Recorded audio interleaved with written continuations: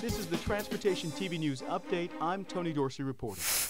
For the first time in 20 years, Maryland lawmakers approved an increase in the state's gasoline tax. The Senate voted 27-20 to approve the proposal, which will pay for badly needed transportation projects.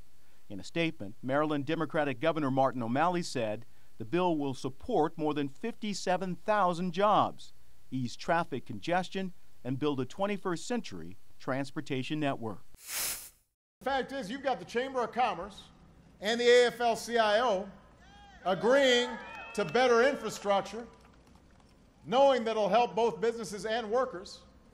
So if you got the Chamber and the unions agreeing, then the politicians should be able to agree too. Building better roads and bridges and schools, that's not a partisan idea. And in fact, that's where you can get mayors and governors from both parties to find some common ground. At the Port of Miami, President Obama touted Florida's massive tunnel project as he called for greater federal investment for infrastructure project. Starting next year, thousands of 18-wheelers will be able to use the tunnel to reach the interstate highway system and avoid Miami City traffic.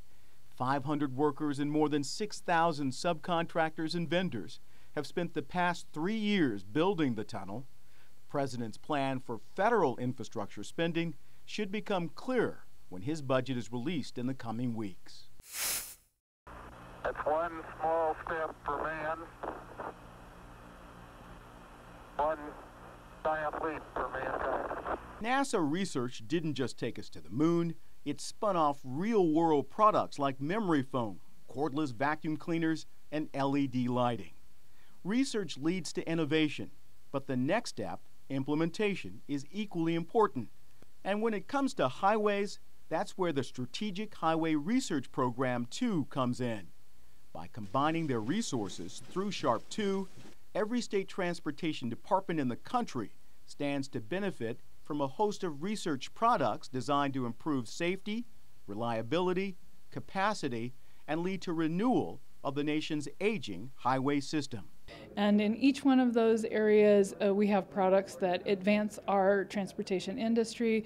We have products that help us do our jobs better, deliver our roads faster, be less disruptive to our customers that use our facilities. At this meeting, the week of March 25th in Washington, D.C., the SHRP2 Implementation Task Force, which includes AASHTO's President, Rhode Island DOT Director Mike Lewis, AASHTO Vice President, Kentucky Transportation Cabinet Secretary Mike Hancock, and a host of other state CEOs and various members of AASHTO's key committees, began the process of deciding which products will be moved into the implementation phase.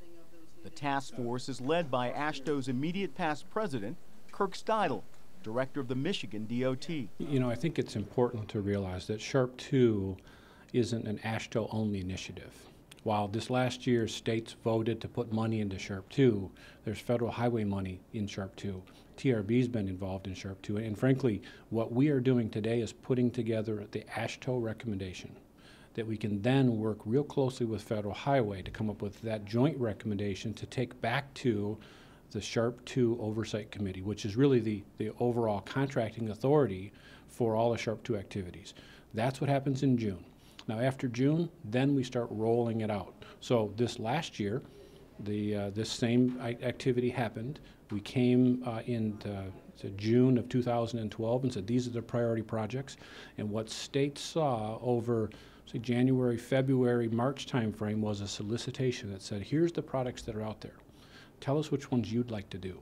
So all of us had a chance to say, we want to do this particular product and move it forward. That same process will happen again going forward. To follow the latest developments, go to the AASHTO SHRP2 website by typing shrp2.transportation.org. That's the Transportation TV News Update.